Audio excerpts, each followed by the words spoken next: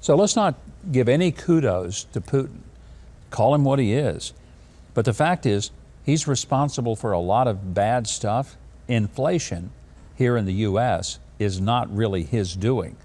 However, that's the new word at the White House. And if you don't believe it, let me drop a few Psaki bombs on you to prove it.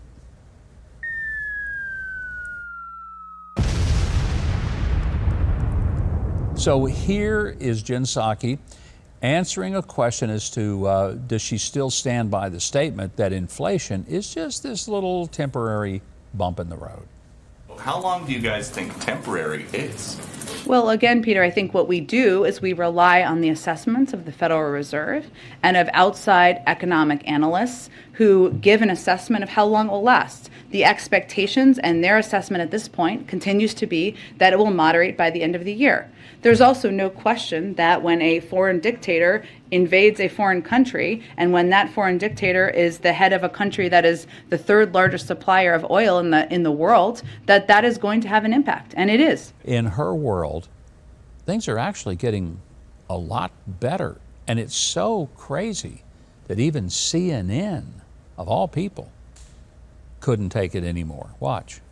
Well, there are a number of steps we've taken. If you compare month to month, we've seen inflationary pressure or inflationary numbers go down month to month. Month over month, up 0.8%. That shows that even month to month, inflation is accelerating. Yeah, that's right. It's accelerating. It is not going down or going up and down. It is going up. Folks, when you lost CNN on the left, you've lost it. And that's what's happened at the White House. It's almost like Jen Psaki is saying, who are you going to believe, me or your lying eyes? I mean, to look at those numbers, I know what they say, but by golly, that can't be right. Here's what I want someone at Twitter or Facebook to explain. How come they're not getting banned for disinformation? Because if there ever was an absolute intentional campaign of misinformation and disinformation, it's coming from this White House. All right, here's another. This is Jen Psaki dropping this little bomb on us. The inflation impact. How big a deal is it? Here's what she thinks. There's something you want to point to that's what the White House is doing to provide short-term relief, like immediate relief to the rising costs? I would say that a huge part of what we've done has had an impact already. It sure has had an impact. At least that was an honest statement. Now, she didn't say it was a positive impact, because had she said that, that would have been a whopper bigger than anything that's ever been sold at Burger King. No, what she said was it's had an impact. And if you don't think it has, have you bought groceries lately? Are they the same price that you were paying a year and a half ago? What about gasoline? Not on your life. I mean, it's now, I think the national average is, what, $4.30 a gallon, something like that. We used to laugh at people in California for paying less than that, but, you know, when it was getting up near $4, it was like, man, why do people in California still live there and pay that kind of gas? Now you'd be lucky if you can get that $4 a gallon gasoline. Anyway, this week, talking about electric cars, Steve Doocy from Fox News, in the White House press briefing, I think asked maybe the best question of Press Secretary Jen Psaki I've seen in a long time. Watch. We're pushing electric vehicles today. This is a president who always talks about the power of our example. Does he own an electric vehicle? Presidents of the United States don't do a lot of driving. He's posted videos where he's revving the engine of his Corvette in Wilmington. He owns cars. And he also has driven electric vehicles as president, as to give a model to the rest of the country. Does he own one?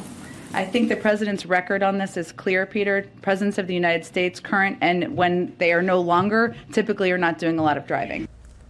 Yeah, his record's really clear on this. He's a hypocrite. He wants you to buy an electric car, but he doesn't have one. And as Peter pointed out, he does own cars. He's real proud of his cars that he has up in Delaware. Maybe that's why he goes up there every weekend, so he can drive around in his car. I don't know. Maybe it's a kiddie car. Could be like one of those you put a quarter in at Walmart and drive that. But he owns cars, and he's been photographed, you know, sitting in them and riding in them and driving them around. But he doesn't have an electric car. He just wants everybody else to get one. I'm envisioning Hot Wheels and tracks, but okay, whatever. But I thought it was a very legitimate question to say. If this is the greatest thing since sliced bread, you got one? No, he doesn't drive cars. You know what he does drive? Gas-guzzling SUVs, and that vehicle that presidents ride in called, the nickname for it is the Beast. It gets like 2 miles per gallon. Yeah. Now, I don't begrudge him, and that's not his doing, because that's a lot of security stuff built into the car. Basically could withstand the force of a significant bomb. So I don't blame him for the poor gas mileage. But, you know, if it's all that good for us, maybe an electric presidential vehicle should be the thing. And if it can only get him certain distance and then he has to plug it in, then by golly, it's what he wants for us. Why not? Thanks so much for watching, and I hope you enjoyed that video. If you did, be sure to leave a like, then subscribe, and hit the notification bell below. Now, if you didn't like it, you ought to find a Ben Shapiro video to detox you with more facts.